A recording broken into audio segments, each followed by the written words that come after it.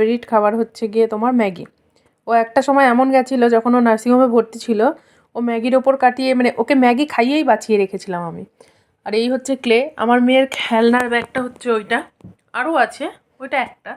তো কোনোদিনও খেলা করে না ওইসব নিয়ে, তো ও খেলা করবে শুধু ক্লে নিয়ে। নতুন হয়েছে এখন, এই একটা করে খুলে দেবো আর এইগুলো নষ্ট করবে, তাই তো মুনু?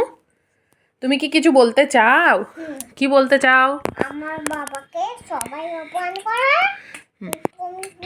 আমি ডাক্তার হই। হুম, সবাই ইঞ্জেকশন দিয়েছে। তাই? হ্যাঁ,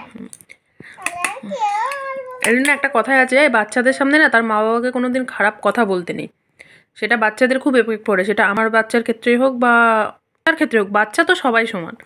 তো আমার বাচ্চার ক্ষেত্রেও সেই এফেক্টটাই পড়েছে। তো আমরা যতটা পারি চেষ্টা করি তাকে ওখান থেকে বের করে নিয়ে আসার। কিন্তু বলো তো, এই কিছু জিনিস থাকে না, চাইলেও হয় না।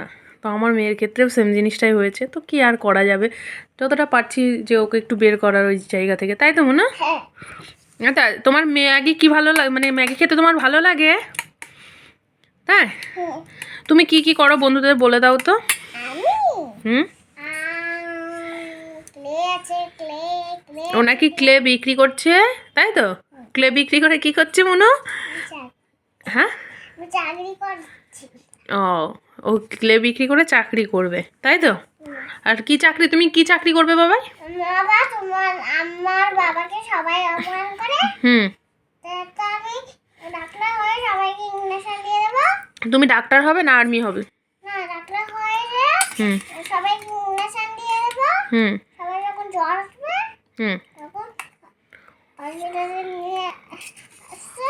হুম, আমি হুম, তারপর আমি সবাইকে একটু ইঞ্জেকশন দিয়ে দেবো। হুম, তাই?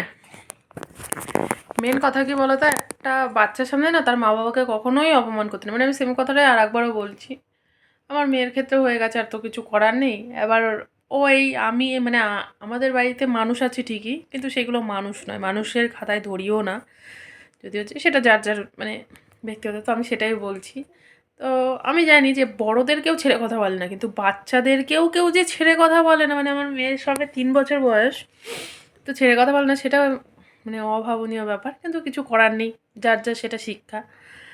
তো সেখান থেকে আমি আমার মেয়েকে সরিয়ে নিয়েছি, এটাই ভালো সব থেকে, যে আমার মেয়েকে সরিয়ে নেওয়াটা আমি মনে করেছি ভালো, তাই আমি সরিয়ে নিয়েছি। কারণ বাচ্চা আমিই ভালো বুঝবো তার খারাপ ভালোটা।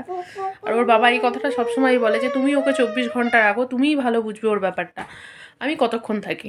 তো সেই জায়গাটা আমি পুরোপুরি সাপোর্টটা পাই, বা সে দেখেছে বলেই সাপোর্ট। একটা ছেলে তো এমনি এমনি সাপোর্ট করে। ও আমার মেয়ে ওই যে টেডি বানিয়েছে।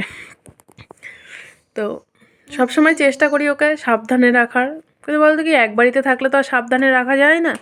তো তবু আমার মেয়ে খুব বুঝদার, ওকে যেটা বারণ করা হয় ও সেটা আর নেক্সট করে না, তাই তো মনু? আমার এটা শোনা মনু, তাই তো? তুমি আমার কি মা?